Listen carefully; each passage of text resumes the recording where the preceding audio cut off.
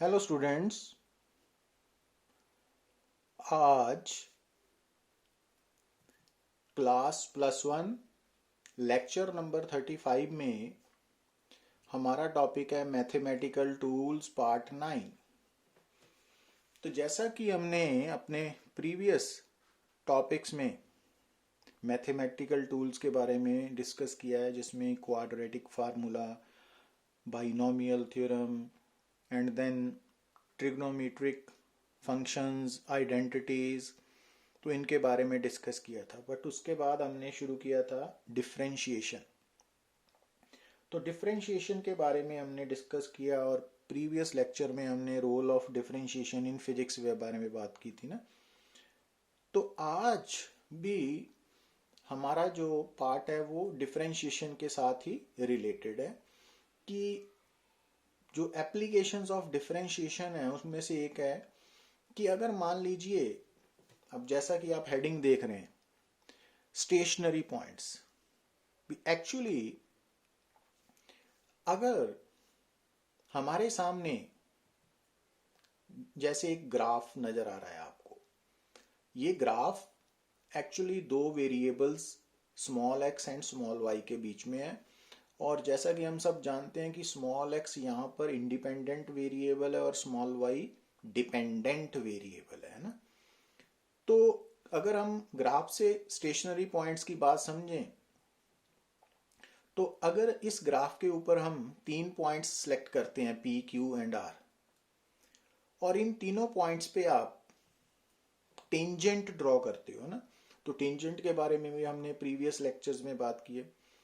तो अगर आप पी, क्यू, आर पर टेंजेंट्स ड्रॉ करते हो तो आप क्या देख रहे हो कि ये तीनों पॉइंट्स पे, चाहे पी पॉइंट है, चाहे क्यू है, चाहे आर है, यहाँ पर तीनों पॉइंट्स पर जो टेंजेंट है वो हॉरिजॉन्टल है। और जैसा कि हम सब जानते हैं कि किसी भी हॉरिजॉन्टल लाइन की जो स्लोप है वो 0 होती है ना। और एक्स वाई ग्राफ में जो स्लोप है, स्लोप ऑफ टेंजेंट है, वो हम d y by D x से डिनोट करते हैं। अब पी, क्यू, आर तीनों पॉइंट्स पर जो d y by D x है वो 0 है। मालूम पड़ा क्यों?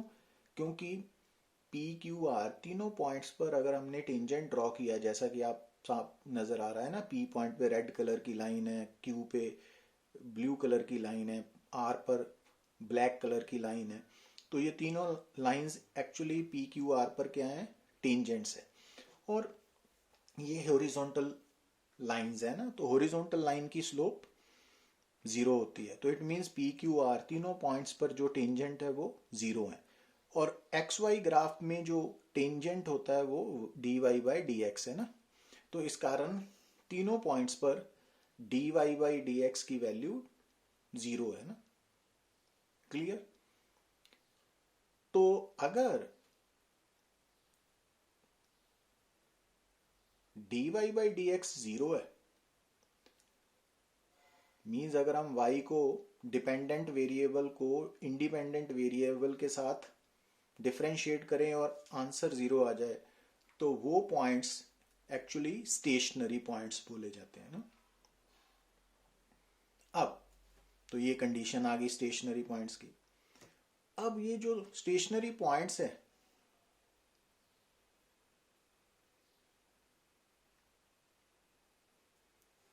अब इनके बारे में थोड़ा सा डिस्कस करें। तो आपको पी पॉइंट नजर आ रहा है, ध्यान से देखिए। अब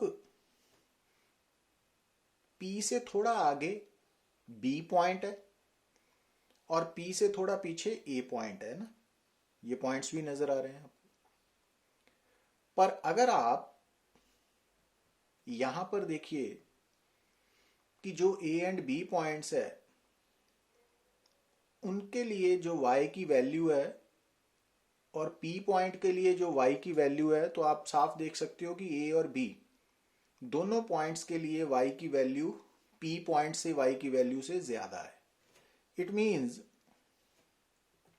इसका मतलब क्या हुआ कि अगर हम p पॉइंट से थोड़ा आगे बढ़ते हैं या p पॉइंट से थोड़ा पीछे जाते हैं, ज्यादा नहीं, थोड़ा स्लाइटली, तो आप क्या देखते हो कि जो p पॉइंट पे y की वैल्यू है, डिपेंडेंट वेरिएबल की वैल्यू है, वो P से आगे बढ़ने पर भी और P से पीछे जाने पर भी बढ़ रही है ना।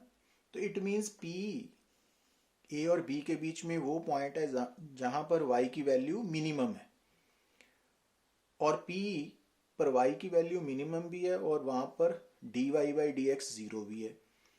तो जिस स्टेशनरी पॉइंट पर डिपेंडेंट वेरिएबल की वैल्यू मिनिमम हो, है ना, कम हो, तो उसको बोलते हैं मिनिमा।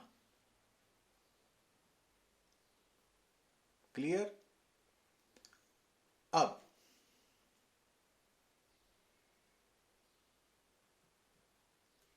उससे पहले कि आगे बढ़ें तो उसको मिनिमा बोलते हैं। और मिनिमा का मतलब ये नहीं है कि पी पॉइंट पे जो y की वैल्यू है वो ग्राफ में सबसे कम होगी ना, भी उसके नेबरिंग पॉइंट्स के मुकाबले कम होगी, सबसे कम होगी, तो उसको लोकल मिनिमा एक्चुअली बोलते हैं। तो अब और बात ध्यान से देखिए कि अगर ए पॉइंट पे आपने देख रहे हैं कि हमने ग्रीन लाइन टेंजेंट ड्रॉ किया है, तो ए पॉइंट पे जो ग्रीन लाइन है ना वो टेंजेंट है ए पॉइंट पे, और ये टेंजेंट की स्लोप नेगेटिव है ना। तो आपको बताया हुआ है कि slope of straight line positive negative कैसे चेक करनी है। और जो बी पॉइंट है वहां पर आपको ब्लैक कलर की टेंजेंट नजर आ रहा है, तो इस बी पॉइंट पे जो टेंजेंट है उसकी स्लोप पॉजिटिव है। और पी पॉइंट क्या है? मिनिमा है ना। तो इट मीन्स जब आप मिनिमा जो पी पॉइंट है उससे पीछे वाले पॉइंट ए से बी की तरफ आगे बढ़ते हो तो जो स्लोप है वो नेगेटिव से पॉजिटिव होती है ना। ठीक है, तो स्लोप नेगेटिव से पॉजिटिव होने का मतलब है कि पी पॉइंट पर d square y by D x square positive आएगा, क्योंकि ए से बी, जब हम ए से बी की तरफ बढ़ते हैं थ्रू पी तो स्लोप नेगेटिव से पॉजिटिव होती है ना। तो इस कारण पी पॉइंट पे जो डिपेंडेंट वेरिएबल वाई है उसका डबल डिफरेंशियल पॉजिटिव आएगा। तो यहां से आपने दो बातें याद रखनी है कि जो मिनिमा पॉइंट है वहां पर d y by D x zero होता है और वहां पर d square y by D x square positive आएगा। तो ये बातें आप जब हम फिजिक्स में इनको अप्लाई करेंगे ना तो वहां पे आपको बेटर वे में आप अंडरस्टैंड करोगे। तो अभी आपने इनको जस्ट क्रैम करना है ना। अच्छा, अब जैसे यहाँ पे देखिए आप Q पॉइंट है, अब Q से पहले C आ रहा है पॉइंट और Q से थोड़ा आगे D है ना। तो आप क्या देख रहे हो कि Q से पहले C पॉइंट पे Y की वैल्यू Q से कम है, जो Q पॉइंट है ना उसके मुकाबले C पॉइंट नीचे है और D भी नीचे है। इट मीन्स अगर आप Q से थोड़ा पीछे जाते हो या थोड़ा आगे जाते हो तो डिपेंडेंट वेरिएबल की वैल्यू कम होती है ना, डिक्रीज करती है। इट मीन्स Q पॉइंट पे Y की वैल्यू क्या है? मैक्सिमम है अपने नेबरिंग पॉइंट्स के कंपैरेटिवली। तो इस कारण Q को क्या बोलोगे? मैक्सिमा। और मैक्सिमा पर भी d y by D x क्या आ रहा है? जीरो आ रहा है। पर जब आप C से D की तरफ जाते हो, अब ध्यान से देखिए Q पॉइंट से पीछे C पॉइंट है और आगे D पॉइंट है ना Q पे। अब C पॉइंट पे मैंने टेंजेंट ड्रॉ किया, रेड कलर की लाइन, इसकी स्लोप पॉजिटिव है। और D पॉइंट पे मैंने टेंजेंट ड्रॉ किया है, ब्लैक कलर का लाइन, तो इसकी स्लोप नेगेटिव है। तो इट मीन्स जब हम मैक्सिमा पर होंगे तो d square y by D x square negative आएगा। तो यहां से आपने सिर्फ दो बातें याद रखनी है कि अगर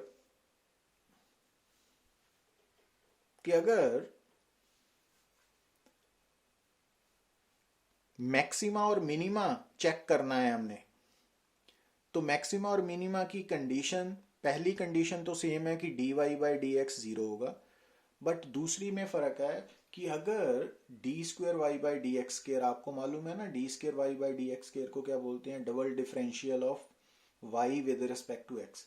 तो अगर वो पॉजिटिव आ रहा है तो मिनिमा है, अगर वो नेगेटिव आ रहा है तो वो पॉइंट मैक्सिमा होगा ग्राफ में। तो ये जो थर्ड पॉइंट है इसके बारे में अभी हम बात नहीं करेंगे, तो क्योंकि फिजिक्स में हमें मेनली मैक्सिमा और मिनिमा की जरूरत है।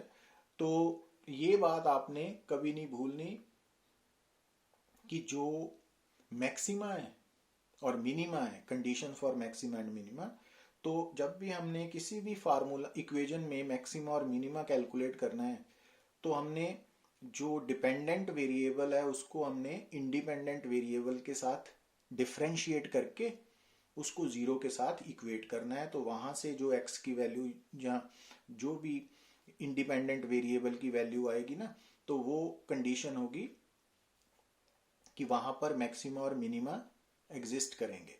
अब जैसे मैं आगे न्यूमेरिकल में बताऊंगा। और ये चेक करने के लिए कि ये मैक्सिमा है या मिनिमा, तो उसके लिए हमने डबल डिफरेंशियल करना है।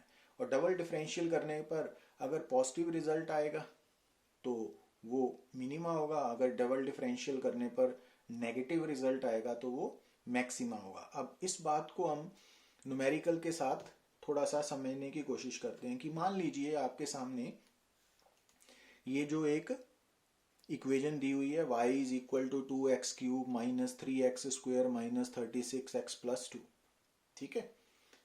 अब हमने सबसे पहले तो मैक्सिमा मिनिमा, जिनको हम स्टेशनरी पॉइंट्स बोलते हैं कॉमनली, वो फाइंड आउट करने हैं ना। तो देखें कि ये जो इक्वेशन है अगर इसका ग्राफ ड्रॉ किया जाए तो कितने स्टेशनरी पॉइंट्स आएंगे। तो स्टेशनरी पॉइंट्स फाइंड आउट करने के लिए क्या कंडीशन है, सबसे पहले कि आपने डिपेंडेंट वेरिएबल y को इंडिपेंडेंट वेरिएबल x के साथ डिफरेंशिएट करके उसको जीरो के साथ इक्वेट करना है ना। तो अब सबसे पहले हम इक्वेशन नंबर 1 को क्या करते हैं, differentiate with respect to x। तो लेफ्ट हैंड साइड तो होगी dy/dx। अब राइट हैंड साइड को डिफरेंशिएट करने के लिए हमने डिफरेंशिएशन के जो रूल्स रिजल्ट्स लिखे हुए हैं, याद किए हुए हैं, वो अप्लाई होंगे ना। तो अब जब हम इसको डिफरेंशिएट करने जा रहे हैं तो 2x³ को जब आप डिफरेंशिएट करोगे तो 2 बाहर आ गया तो x³ को 3x² बन गया तो वो 6x² बन जाएगा ना। माइनस 3x² को आप डिफरेंशिएट करोगे तो वो 6x बन जाएगा ना। ये स्टेप्स मैंने आपको समझाए हुए हैं प्रीवियस लेक्चर्स में, आपने इनको अप्लाई करना है। और ये 36 बन जाएगा, माइनस प्लस 0 है ना, तो 0 लिखने की जरूरत नहीं है। तो इट मीन्स अगर हमारी equation y is equal to 2x³ minus 3x² minus 36x plus 2 है, तो उसकी जो डिफरेंशिएशन है with respect to x dy/dx वो 6x² माइनस 6x माइनस 36 है। अब स्टेशनरी पॉइंट्स के लिए dy/dx क्या है, 0। तो इट मीन्स ये जो इक्वेशन है स्टेशनरी पॉइंट्स फाइंड आउट करने के लिए हमने इसको किसके साथ इक्वेट करना है, 0 के साथ। अब जब हम इसको 0 के साथ इक्वेट करेंगे उसके बाद हमने इसकी फैक्टराइजेशन कर ली तो वहां से x की दो वैल्यूज आ गई हमारे पास, एक 3 और एक -2, ठीक है। अब इट मीन्स ये जो इक्वेशन है अगर इसका ग्राफ प्लॉट किया जाए तो उस ग्राफ के अंदर हमें दो x इज इक्वल टू 3 और x इज इक्वल टू -2 दो पॉइंट्स ऐसे मिलेंगे जहां पर स्टेशनरी पॉइंट्स होंगे। अब ये चेक करना है कि ये स्टेशनरी पॉइंट्स मैक्सिमा होंगे कि मिनिमा। तो उसके लिए आपने क्या करना है कि जो हमने dy/dx की वैल्यू निकाली है ना, उसको दोबारा फिर x के साथ डिफरेंशिएट करना है। तो जब आप 6x² माइनस 6x माइनस 36 को दोबारा x के साथ डिफरेंशिएट करोगे तो ये आंसर क्या आ जाएगा, 12x माइनस 6, इक्वेशन नंबर 4 बन जाएगी ना। तो मैंने ये डायरेक्टली लिख दिया है, तो आप इनको स्टेप्स में भी ट्राई कर सकते हो। तो अब हमने दो स्टेशनरी पॉइंट्स की कौन सी वैल्यूज निकालनी है, x3 है और एक x -2 है। अब अगर आप x3 की वैल्यू इक्वेशन नंबर 4 में सब्स्टिट्यूट करो तो आप क्या देख रहे हो कि d²y/dx² की वैल्यू 30 आ गई, +30 ग्रेटर देन 0 पॉजिटिव। तो इट मीन्स जो x इज इक्वल टू 3 है ना, उसके कॉरस्पॉन्डिंग जो ग्राफ में पॉइंट होगा वो मिनिमा रिप्रेजेंट करेगा, वो स्टेशनरी पॉइंट मिनिमा होगा। और ऐसे ही अगर हम x इज इक्वल टू -2 की वैल्यू इक्वेशन नंबर 4 में सब्स्टिट्यूट करके सॉल्व करें तो क्या देख रहे हैं कि d²y/dx² की वैल्यू क्या आ रही है, -30 नेगेटिव आ रही है। तो इट मीन्स जो ग्राफ में पॉइंट है ना, ग्राफ के ऊपर पॉइंट है corresponding to x is equal to -2, तो वो मैक्सिमा है। तो इस तरह हम चेक कर सकते हैं ना। तो बाकी हमें ये एक्चुअली ये कंसेप्ट्स हैं जो फिजिक्स में अप्लाई होंगे, बट इनिशियली आपको इनके बारे में थोड़ा आइडिया होना चाहिए ना कि अब आप समझ रहे हो कि डिफरेंशिएशन क्यों ज़रूरी है। तो अच्छा, अब एक बात और करते हैं हम कि अगर मान लीजिए आपके सामने एक कर्व्ड लाइन है जैसा कि आप स्क्रीन पे देख रहे हो। अब ये जो कर्व्ड लाइन है, तो कोई भी जो कर्व्ड लाइन है ना वो बेसिकली क्या है, पार्ट ऑफ सर्कल है। कोई भी कर्व्ड लाइन जो है वो बेसिकली पार्ट ऑफ सर्कल है। तो जैसे हमने ग्रीन कलर की जो कर्व्ड लाइन थी ना, तो वो आपको पूरे सर्कल में हमने कन्वर्ट करके दिखा रही है ना। तो ये इस सर्कल का पार्ट है, और इस सर्कल का जो सेंटर है वो इस कर्व्ड लाइन का क्या होता है, सेंटर ऑफ कर्वेचर। और इस सर्कल का रेडियस उस कर्व्ड लाइन का रेडियस ऑफ कर्वेचर है। तो ये बात भी आपने भूलनी नहीं है कि कोई भी जो कर्व्ड लाइन है वो बेसिकली पार्ट ऑफ सर्कल है। तो जिस सर्कल का उस कर्व्ड लाइन को पूरा करने पर जो सर्कल बनता है, उस सर्कल का जो सेंटर है वो उस कर्व्ड लाइन का सेंटर ऑफ कर्वेचर है, और उस सर्कल का जो रेडियस है वो रेडियस ऑफ कर्वेचर है। अब एक और बात कि अगर आपके सामने ये कर्व्ड लाइन है तो ये वाली साइड कॉनकेव है और ये कॉन्वेक्स है ना। ये तो आपको थोड़ी समझ हो, जो बाहर की तरफ निकला हुआ है कॉन्वेक्स है, जो अंदर की तरफ गया वो कॉनकेव साइड है। और ये कॉनकेव साइड नीचे की तरफ है तो कॉनकेव डाउनवर्ड। अब इसमें कॉनकेव ऊपर की तरफ साइड है तो कॉनकेव अपवर्ड। अच्छा, अब जैसा कि आप यहाँ देख रहे हो कि एक ग्राफ नजर आ रहा है ना आपको कर्व्ड। तो कोई भी जो ग्राफ है ना, उस ग्राफ कर्व्ड लाइन है अगर, तो उसका जो रेडियस ऑफ कर्वेचर है, जैसे ये ग्राफ है, तो इस ग्राफ का किसी भी पॉइंट पे रेडियस ऑफ कर्वेचर मैथमेटिकली कैसे निकाला जाता है। क्योंकि अगर ये ग्राफ डिपेंडेंट वेरिएबल y और इंडिपेंडेंट वेरिएबल x में है, तो इसका रेडियस, किसी भी पॉइंट पे रेडियस ऑफ कर्वेचर निकालने का फार्मूला आपके सामने लिखा हुआ है। ये फार्मूला है, इस फार्मूला में ये dy बाई डी एक्स है। y को एक बार डिफ्रेंशिएट करना है विद इंडिपेंडेंट वेरिएबल x, और उसका ये स्क्वायर है ना। पर नीचे जो है d square y by D x square है, मीन्स जो डिपेंडेंट क्वांटिटी है उसको हमने इंडिपेंडेंट क्वांटिटी के साथ 2 बार डिफ्रेंशिएट करना है ना। तो ये फार्मूला भी आपको फिजिक्स में अप्लाई करना पड़ेगा कई जगह पे, बट ये mainly JEE mains and advance के लिए ज़्यादा ज़रूरी है। तो अब यहाँ से आप देख रहे हो कि रेडियस ऑफ कर्वेचर निकालने के लिए भी हमें डिफरेंशिएशन की हेल्प लेनी पड़ रही है ना। तो इस कारण डिफरेंशिएशन ज़रूरी है। अब जैसा कि यहाँ देखिए आप कि अगर मान लीजिए कि हमारे सामने एक इक्वेशन दी हुई है, जैसे y is equal to 4x², और हमने तो अगर हम y और x के बीच में इस इक्वेशन का ग्राफ प्लॉट करें तो वो पैराबोलिक शेप का आएगा। तो हमने उस ग्राफ के ऊपर x इज इक्वल टू 2 के कॉरेस्पॉन्डिंग जो पॉइंट है वहां पर रेडियस ऑफ कर्वेचर निकालना है, ठीक है ना। अब जैसा कि हमने पीछे रेडियस ऑफ कर्वेचर का फार्मूला देखा कि अगर आपके सामने एक इक्वेशन है तो रेडियस ऑफ कर्वेचर निकालने का फार्मूला आपको याद होना चाहिए, वो मैंने इक्वेशन नंबर 2 में लिख दिया। अब सबसे पहले यहाँ पे एक तो जरूरत है हमें dy बाई डी एक्स की। वो कैसे आएगा कि आपको इक्वेशन नंबर 1 को डिफ्रेंशिएट करना पड़ेगा विद रिस्पेक्ट टू x। तो dy बाई डी एक्स कितना आ गया, 4x² y है ना, तो dy by D x 8x आ गया, तो इक्वेशन 3 होगी। अब रेडियस ऑफ कर्वेचर के फार्मूला में d² y by D x square भी है, तो इट मीन्स आपको इक्वेशन नंबर 3 को दोबारा फिर डिफ्रेंशिएट करना पड़ेगा ताकि d² y by D x square आ सके, तो वो 8 आ गया। तो इट मीन्स इक्वेशन नंबर 3 से हमें dy बाई डी एक्स की वैल्यू मिल गई, इक्वेशन नंबर 4 से हमें d² y by D x square की वैल्यू मिल गई। तो वो वैल्यूज हमने इक्वेशन नंबर 2 में सब्सिट्यूट कर देनी है ना, कर दी। तो रेडियस ऑफ कर्वेचर का जनरल फार्मूला ये बन गया ना। ये बन गया। पर हमने तो रेडियस ऑफ कर्वेचर किस पॉइंट के लिए निकालना है जहां पर एक्स की वैल्यू क्या दी हुई है हमें, 2। तो हम क्या करेंगे कि रेडियस ऑफ कर्वेचर का जो जनरल फार्मूला बना था, तो उस फार्मूला में जहां पर एक्स आ रहा है उसको 2 के साथ रिप्लेस कर देना है ना, तो ये आंसर आ गया। तो ये बातें जब हम फिजिक्स के रिलेटेड पढ़ेंगे ना तो आगे फिर ज़्यादा क्लैरिटी होगी, अभी आपको थोड़ा आइडिया रखना है माइंड में। अच्छा, और एक बात की, जैसे मैंने बताया कि radius of curvature her line के लिए एग्जिस्ट करता है, तो कर्व्ड लाइन का जो रेडियस ऑफ कर्वेचर निकालने का फार्मूला है वो हमने डिस्कस किया। और एक बात आपने याद रखनी है कि जो स्ट्रेट लाइन होती है, स्ट्रेट लाइन, तो स्ट्रेट लाइन का रेडियस ऑफ कर्वेचर हमेशा इनफाइनाइट होगा, तो ये बात भी आपने भूलनी नहीं है।